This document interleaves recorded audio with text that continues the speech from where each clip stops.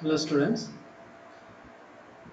today we are going to discuss about retaining walls and it's a continuation of previous class.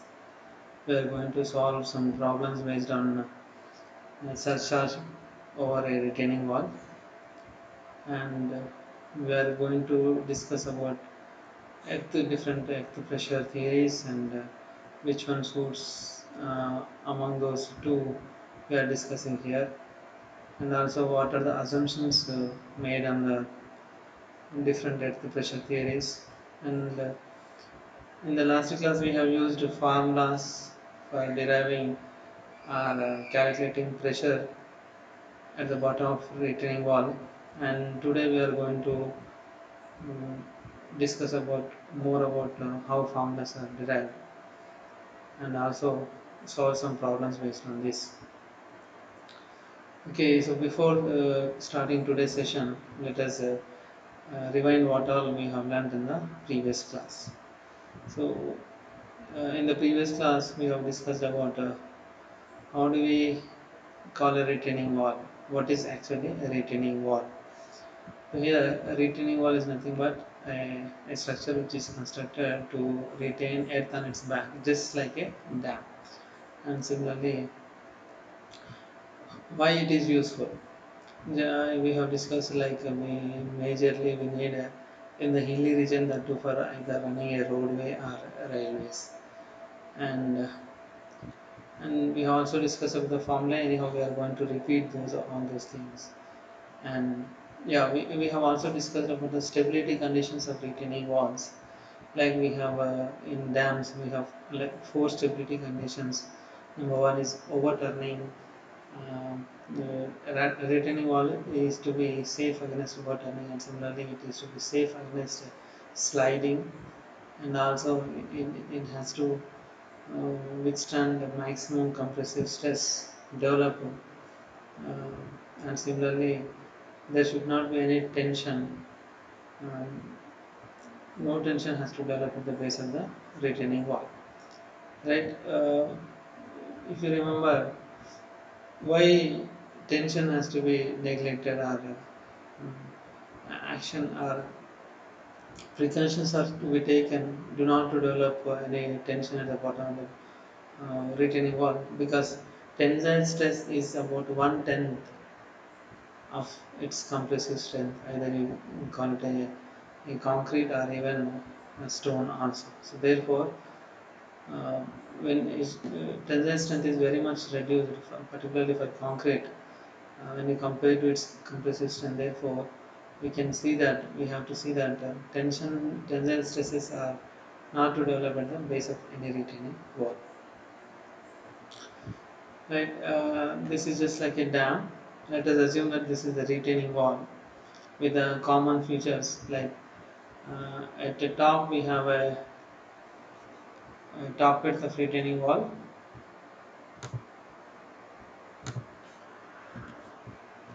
Yeah, small a be the top width of retaining wall and small b be the bottom width of retaining wall, and capital H is the overall height of retaining wall, and the small h is the height of the earth to be retained, or depth on the earth to be retained at the back of retaining wall. And then this P is nothing but pressure due to earth, pressure due to backfill on the retaining wall, and this W is actually a self weight due to weight of its own weight of retaining wall.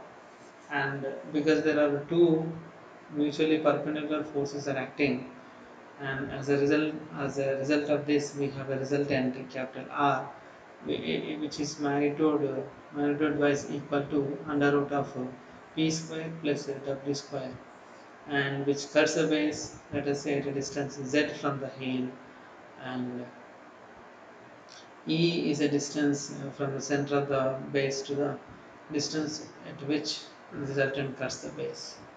And yeah, there is a triangular variation of pressure diagram from top to bottom, just like in dams, and therefore at exactly at the center of gravity there is a horizontal force acting.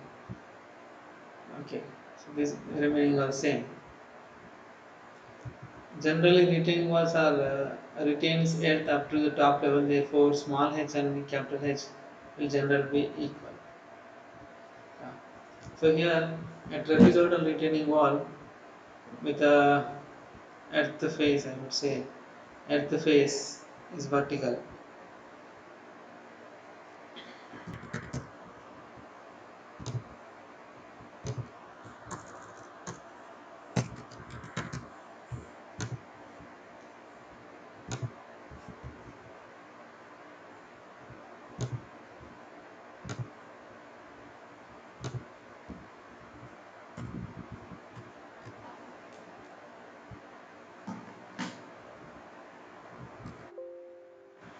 A trapezoidal retaining wall having earth face vertical.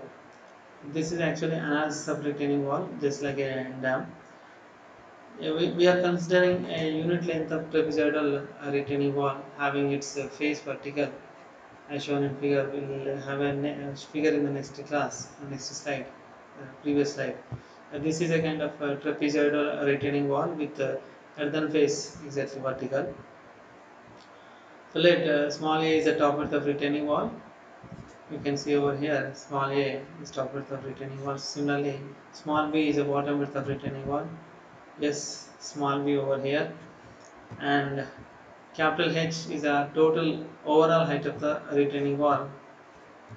You can see over here, capital H is the overall height, and a rho specific weight of retaining wall material. You can say this retaining wall may be constructed with a concrete or stone masonry, or even some brick masonry, but rarely it is used stone masonry or concrete used because they are very durable. The specific weight of masonry or concrete used for construction of this retaining wall. And H, small h, is the height of earth retained by the retaining wall. So in this diagram, it is h, but usually earth will retain up to the top level. Therefore, small h and capital H both will be generally equal.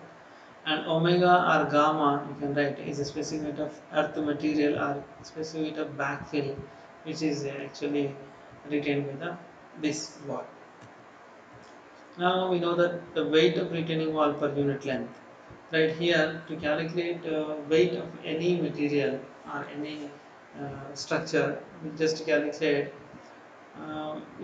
By definition of specific weight, what is specific weight?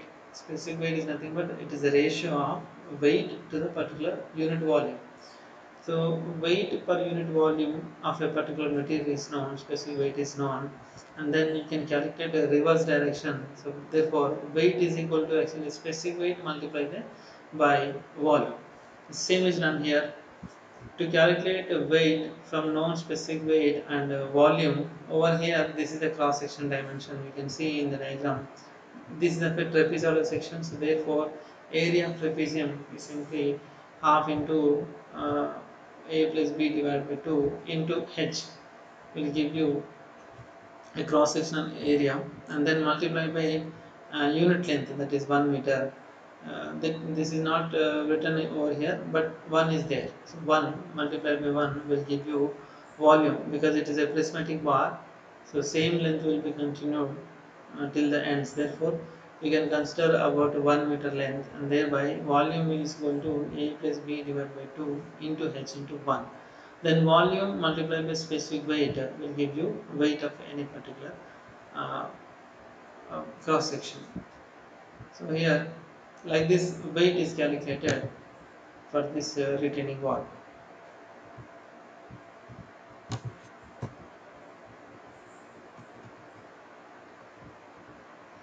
right? Then the total pressure on the unit length of trapezoidal retaining wall.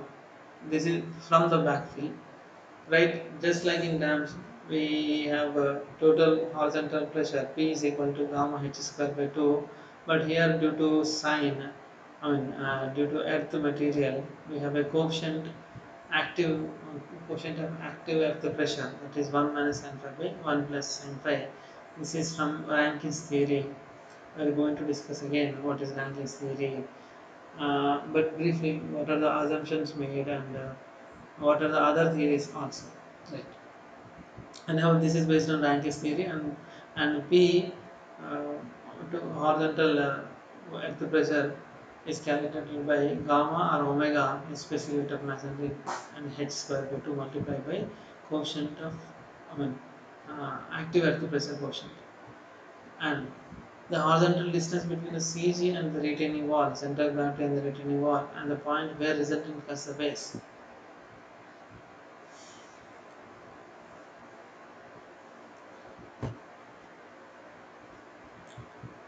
Right, so x is equal to p by w into h by 3. Now this is x plus p by w into h by 3. The distance between the two and retaining wall A, and the point where resultant cuts the base, that is the distance AK in the figure. Right, we'll go back to the figure.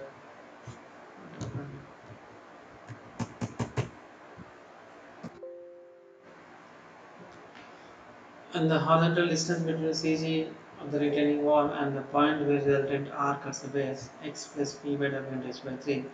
And the distance between the toe of the retaining wall, capital A, and the point where resultant cuts the base, that is the distance AK in the figure. We can go back.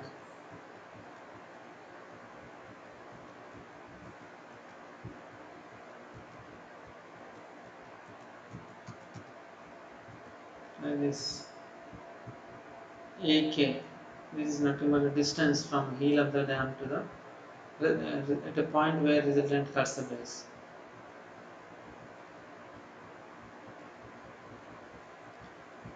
Right. So Z is equal to AJ plus JK, that is equal to AJ plus P by W into H by 3. Now the distance AJ will be found out by splitting the retaining wall section into a rectangle and a triangle. Now taking the moments about A and equating the same with the moments of the dam section about A. So this is actually we have learned in the engineering mechanics section, that is centroid of a geometrical figure having some regular geometries. So it is done like that, or we can also calculate or standardize for trapezoidal section with the direct formula, which will be given at the end. Now, having calculated the AJ value or x bar value, then we will move on to the eccentricity. E is equal to simply the distance by which it is away from the center of the base. So therefore, eccentricity E is equal to Z minus B by 2.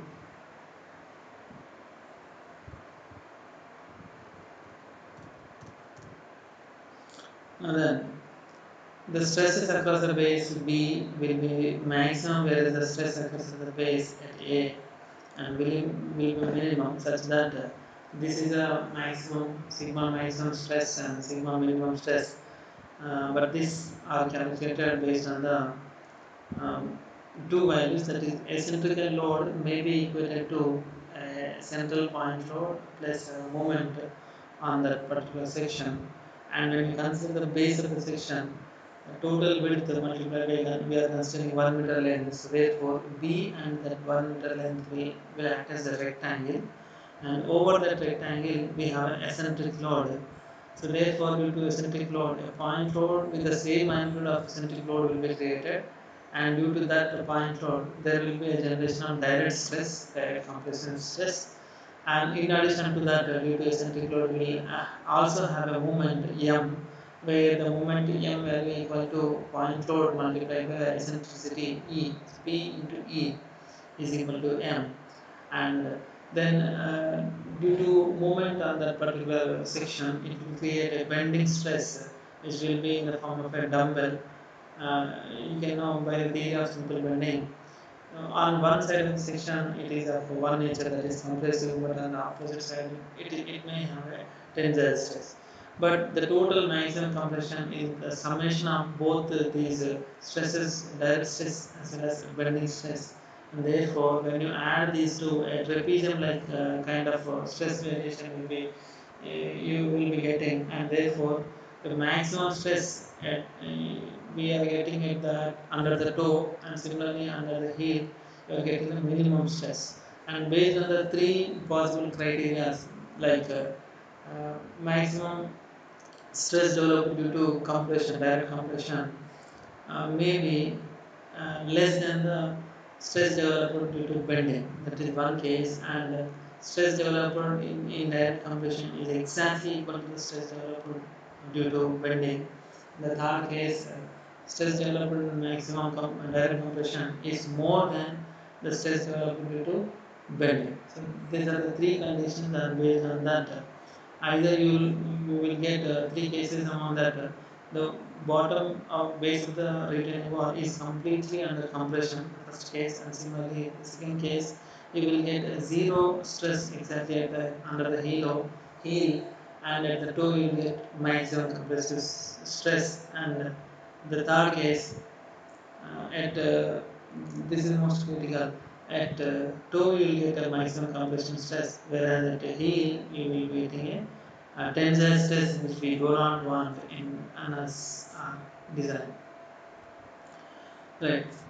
So when you add those two, you will get maximum and minimum values over here, and those can be solved or simplified, like W by B into 1 plus 6C by B, where W is the total weight and B is the bottom width of retaining wall, and E is the eccentricity, and again B, bottom width of retaining wall. So for maximum we need to add, and for minimum we need to subtract these two values, that is maximum stress, maximum direct stress, and bending stress. Like earlier we were discussing about this distance x bar. For this particular trapezoidal section, standard values as left side, earthen side is vertical, left or right, earthen side is vertical, and all other height as well as sides are given, both the top width and bottom width are given. Then you can calculate by using centroid formula from the engineering mechanics basic. You get when you simplify, you get a simplified form. It is x bar is equal to a square plus ab plus b square by 3 into a plus b, and this is only valid when one of the faces is exactly vertical, right? Next we are going to discuss about theories of active earth pressure. So even though we have different theories of active for calculating active earth pressure, uh, the any one of those pressure or any one of those theories will not give exact value of earth pressure, but the the one which I have given over here are almost give a near value, nearly fair value. Therefore, these are generally used for calculation of active earth pressure, right? So there are many theories and hypotheses for earth pressure on the retaining walls, but none of these will give you exact value of active earth pressure. But the following two theories are considered to give a fairly reliable values, and therefore they are listed over here. The number one is Rankins theory, and number two, Coulomb's wedge theory. So we are going to discuss about Rankins theory of active earth pressure. And based on this theory only, we have this coefficient 1 minus n by 1 plus n phi, and we are not here for deriving this formula, but we are going to study basics or what are the assumptions made in the theory of Rankins. Okay, so it is one of the most acceptable theories for determination of active earth pressure on the retaining wall.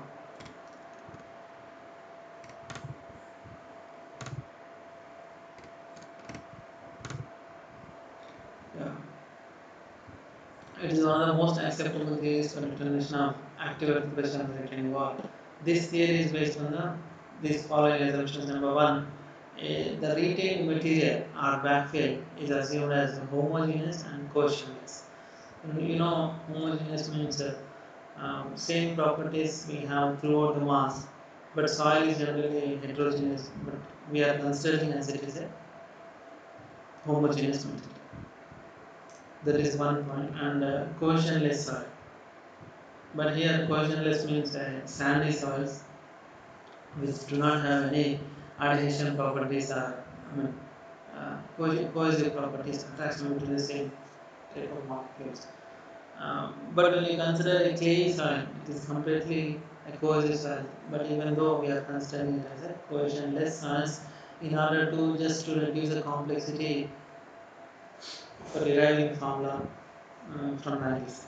The next one is the back of the wall is assumed as smooth, and that is a frictional resistance between the retaining wall and the retained material is neglected. Again, all these assumptions are required to simplify the process or to simplify method and formulas.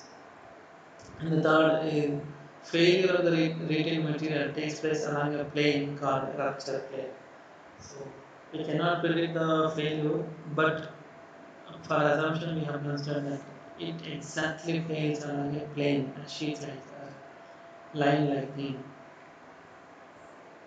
and that is we call it as a rupture plane. And based on his theory, Rankin's theory, the pressure for calculating horizontal pressure for calculating analyzing retaining wall, we have capital P is equal to gamma h square by 2. That is even common for dams. But here just we need to multiply with some factor, that is 1 minus sin pi by 1 plus sin pi. We'll go to the next slide. We have Coulomb's wedge theory of active earth pressure, and this is generally used when retaining wall is subject to surcharge and surcharge angle, and we have a different formula for that. But in this theory, equilibrium entire material is retained by retaining wall is considered.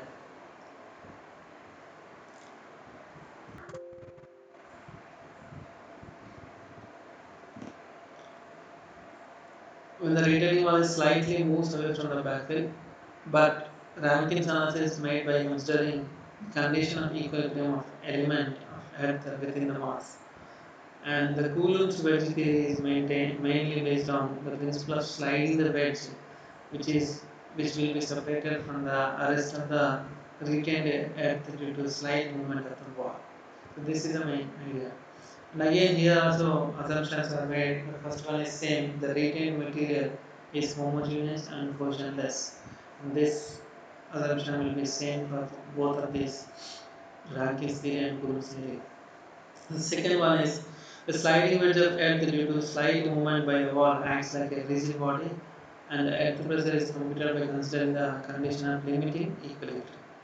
And then we have a third one, earth pressure acts at a height of one third height of the wall from the base of the retaining wall. Right. Then we have to discuss about retaining walls with surcharge.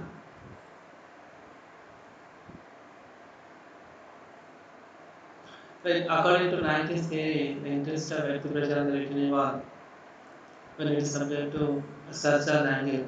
Here alpha is the surcharge angle, right?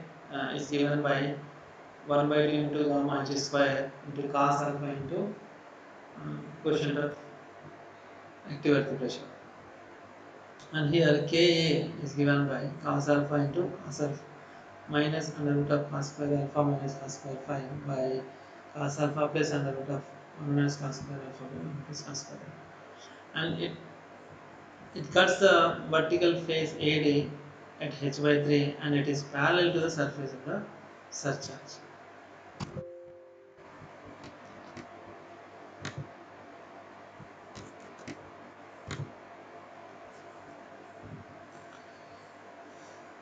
Right. It cuts the vertical face AD at h by 3 and it acts parallel to the surface of surcharge.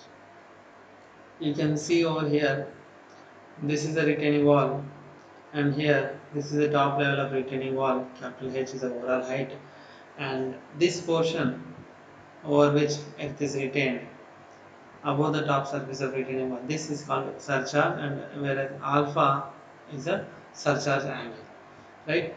And in this particular case, when retaining wall subject to a surcharge, here pressure, earth pressure will also acts in the same direction as that of the this top surface, that is with the inclination alpha with respect to horizontal, and therefore while analyzing also you can resolve this force into its components, like if you have a P water sorry force due to pressure from the earth, then it have a components PV in the vertical component and PH along the horizontal direction, but this intersect the vertical face exactly at the h by 3 distance. So therefore you have two components, PH and PV, and W anyhow will be there exactly and acting downwards exactly at a distance x bar from the heel of the dam. Okay. Now, resolving the pressure P into its vertical yeah, we have discussed about that. PH is equal to P into cos alpha, acting at a distance h by 3 from the base, and therefore PV, vertical component, is equal to P multiplied by sine alpha, acting along the vertical face exactly along the AD. Now, resolving the reaction capital R into two perpendicular components, horizontal and vertical. Now you have RV acting at a distance z from the heel and RH acting along the base. Now taking moments about the moment of all forces over the heel D, then you have P multiplied by h by 3 plus W multiplied by x, and if you say total reaction, vertical reaction component RV, then RV into Z. Z is the distance where resultant cuts the base, and you can, if you go back to the diagram, yeah, this is a resultant of these all these forces. Uh, you can assume that these two are not there, only one force is acting, that is P and W. As a result of these two, we have a resultant capital R. And for every action, there must be an equal and opposite reaction, and that opposite reaction will be developed from the soil or foundation exactly in the opposite direction of this resultant. And let us say this resultant, the reverse direction is capital R, and now this has flipped into again its component RH and RV over here. And let the distance from heel to this point where resultant cuts the base is nothing but Z.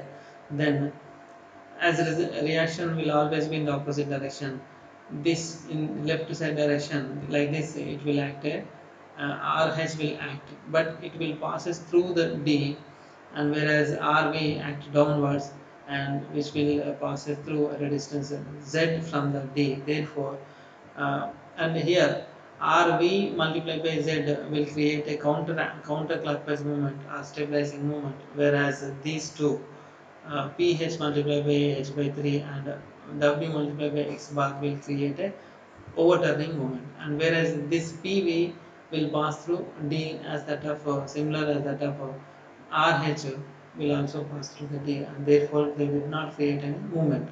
Now when you consider a moment equilibrium about this D, we have one force PH and the other W and RV. Total we have three. Among them, these two are creating a clockwise movement, and RV, due to RV, we are getting a counterclockwise movement.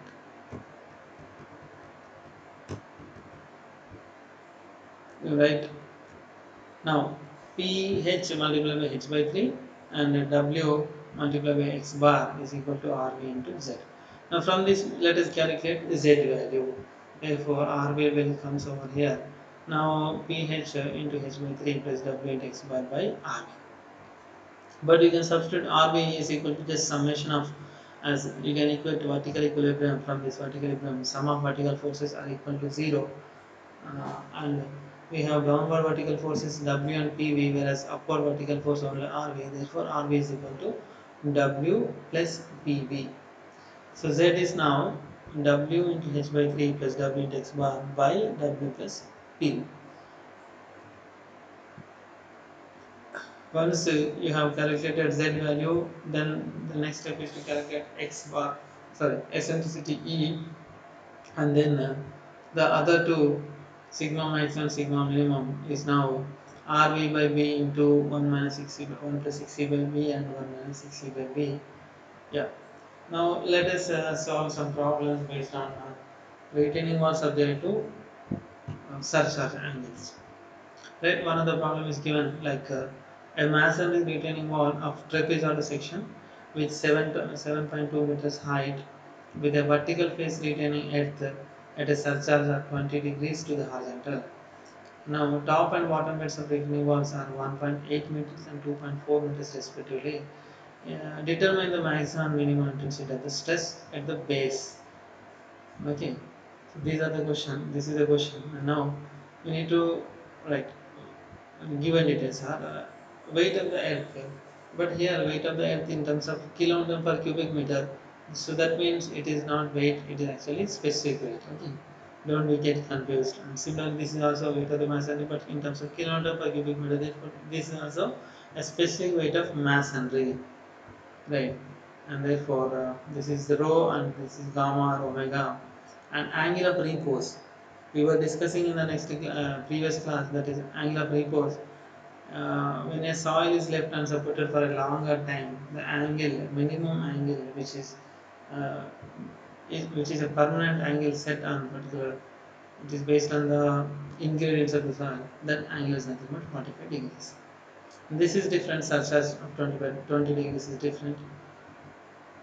Now, with the given details, we have drawn a diagram wherein top width and bottom width, overall height and such angle, etc. are given. Right, top width is 1.8 meters and bottom width is 2.4 meters. Height of wall h is equal to 7.2 meters.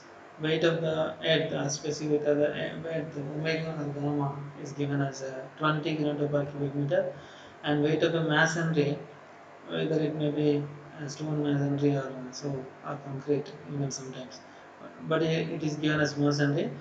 Omega or rho is equal to 25 kilometer per cubic meter.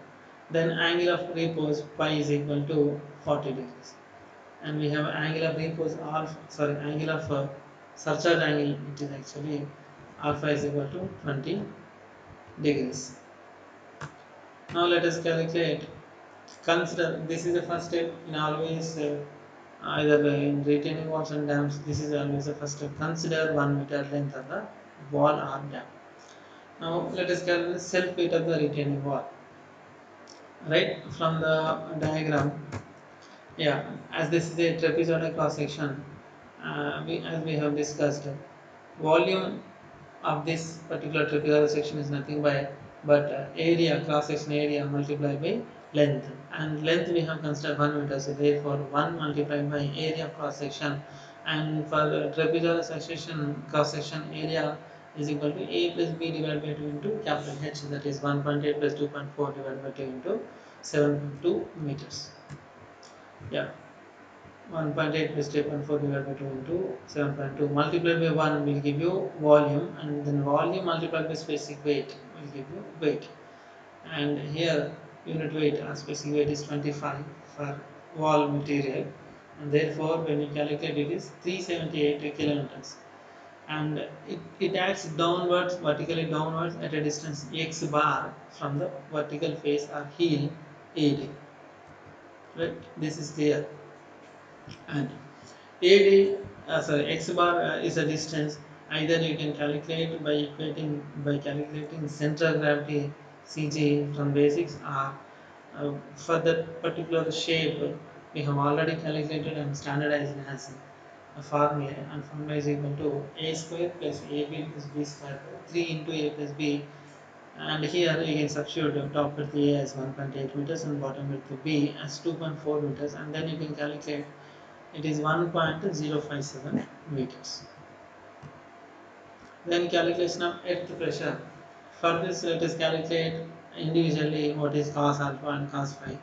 Cos alpha, that is cos 20 degrees, is 0.9397. For getting accurate value, we have considering up to 4 digits after the point. Similarly, cos phi, that is cos 45 degrees, 0.7071. And then let us also calculate individually or separately cos square alpha minus cos square phi value, and when you calculate it is 0.6189. And here we have a formula: earth pressure P is equal to, uh, according to Coulomb's theory, half into gamma h square into cos alpha into, within the bracket, cos alpha minus under root cos square alpha minus cos square phi divided by cos alpha plus under root cos square alpha minus cos square phi. And here you can substitute all the values. Cos alpha separately, calculated 0.9379397. And similarly, under root cos square alpha minus cos square phi, the entire one calculated 0.6189, and the cos phi, anyhow, this is calculated. Everything, all others are given. H is 7.2 and gamma is 20, and we can substitute each value into this equation like this, and then we can calculate that P at the pressure or force due to at the pressure is 100.26 kilonewtons. Now we have calculated this P value as well as W value, but we need to resolve into its component, right? Yeah, resolving its component. pH, sorry, horizontal component of earth force, P multiplied by cos alpha, P 100.26 multiplied by cos 20 degrees, and we can calculate it is 94.21 kilonewtons. And then similarly, vertical component of this force due to earth pressure, P is equal to PV is equal to P into sine alpha. And again, P is 100.26 and sine alpha is 20 degrees. And you can calculate, it will come to 34.29 kilonewtons. Now then, total vertical force acting on the retaining wall, that will magnitude wise equal to RV, and then this RV is equal to simply W plus PV, and we have W value as 378 and PV just now calculated 9 as 34.29. Therefore, summation of these two will give you 412.29 kilonewtons. Now taking moments about heel D, we get this equation RV into Z is equal to PH into H by 3 plus W into X bar. And RV value we can substitute, multiply by Z, and PH is 94.21, H 7.2 divided by 3, and W 378 into X bar 1.057. And you can substitute and calculate. Then when you solve for Z value, it will come to 1.517 meters. So distance at which resultant axe cuts the base or resultant axe from the vertical face or heel, Z is equal to 1.517 meters. Then we need to calculate the eccentricity. Eccentricity is given by Z minus B by 2, because the term eccentricity itself, how much it is acting away from the center of the base. So B by 2 is center of the base, and Z is a point where resultant is cutting the base. Now difference 1.517 from this, subtract half of the width. So you will get 0.317 meters. Then we need to calculate the maximum compressive stress. You know, maximum compressive stress will always get under the toe of the retaining wall, and similarly minimum compressive stress or sometimes zero compressive stress, and sometimes even tensile stress will be getting at the heel of the dam based on the depth and different conditions, different values. Right here, sigma maximum or small p maximum is given by RV by B. This is a change again. Earlier it was W by B, now it has changed into RV by B.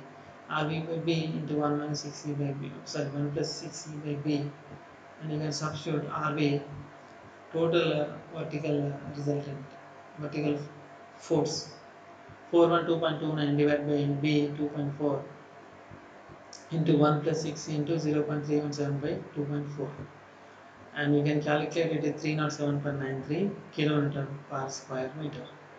And then we need to calculate the minimum stress at the heel of the retaining wall, and it is given by RV minus RV by B into 1 minus 6C by B, and RV is 412.39, B is 2.4 into 1 minus 6 into 0.317 by 2.4, and you can calculate it is 35.64 kilonewton per square meter.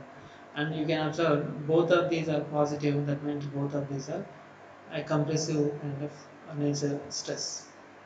Yeah, here positive sign indicates the minimum stress formula at heel is also compressive in nature. But sometimes you may get zero stress, as well as sometimes you may also get negative stress. In that case, it will be minus over here. Right. So we have solved a problem, and we can solve this assignment also. It is given a trapezoidal masonry retaining wall of 1.5 meter wide at top and 4 meter wide at bottom is 6 meter high, and the vertical face retains earth having an angle of repose of 30 degrees with a surcharge at a surcharge of 20 degrees with a horizontal. Determine the maximum and minimum intensity of the stress at the base of the retaining wall. Given weight of masonry as 24 kN per meter cube and weight of the earth as 18 kN per meter cube. Right, you can check this is the answer, but we have to solve it here. Solve as an assignment. Yeah, this is also one more problem you may take for the assignment. A masonry retaining wall of trapezoidal section with vertical face on the earthen side, 1 meter wide at top and 4 meter wide at bottom with a height of 8 meters. It retains a sandy soil over the entire height with an angle of surcharge of 20 degrees. Determine the distribution of pressure at the base of the wall. And the sandy soil weighs 18 kN per cubic meter and has an angle of repose of 30 degrees. Then the masonry weighs 24 kN per cubic meter. These are the answers: 195.464 kN per square meter and 85.114 kN per square meter.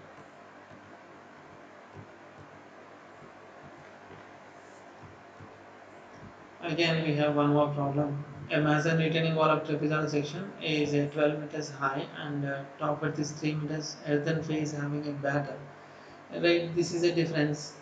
Previous problem we used to have a straight vertical face. Now we have a batter of 1 in 12. Uh, if the bottom width of the wall is 8 meters and find the maximum minimum interest of the pressure at the base of the retaining wall.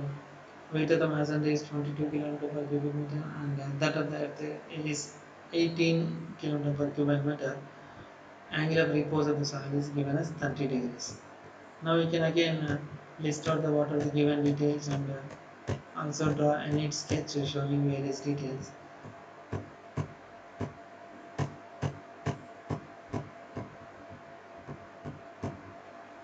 Right. So here the vertical column directly above this dam upstream side will also act as a weight only. Now this is considered as weight W1 and similarly the triangular portion is considered on W2, central rectangular portion W3 and on downstream side or on the downward side this is considered as W4. This is heel and this is toe actually, it was given in the wrong direction.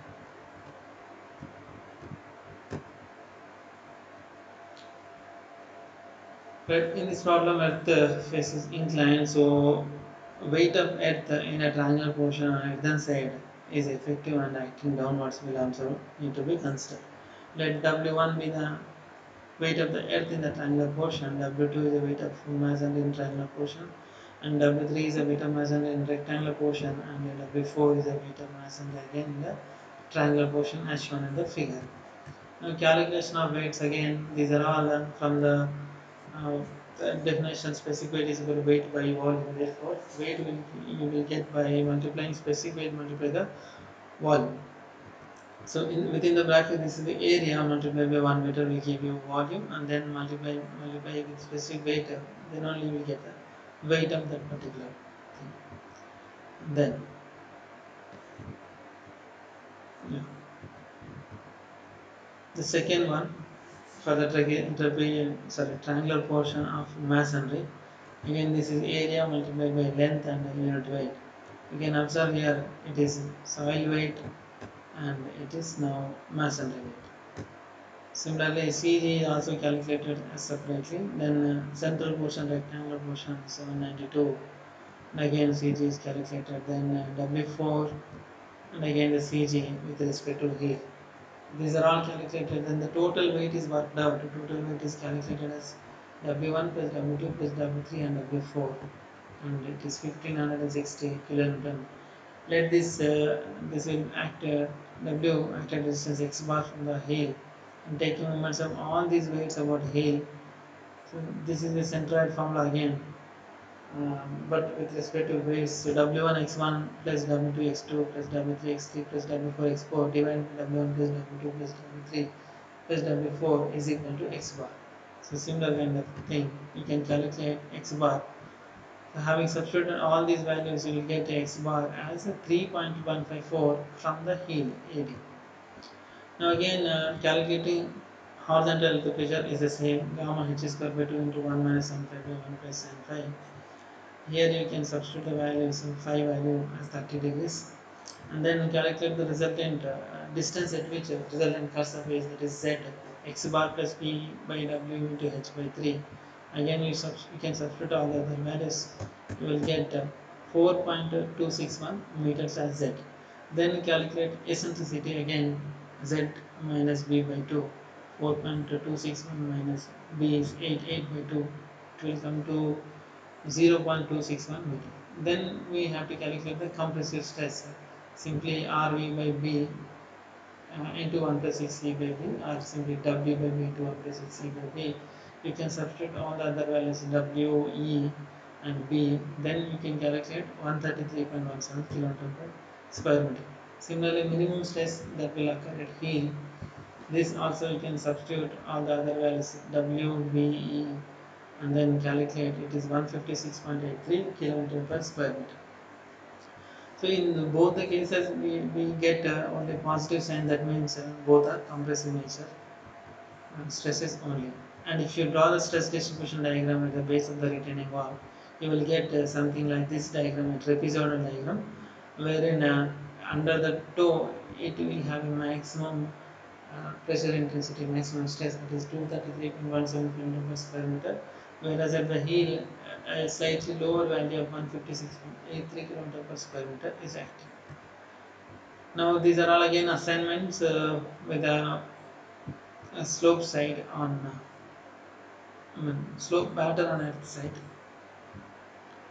Okay, now let us rewind slightly. So in this particular lecture, second lecture, we have discussed about earth pressure theories. Among them, two of them were discussed, and assumptions made in those.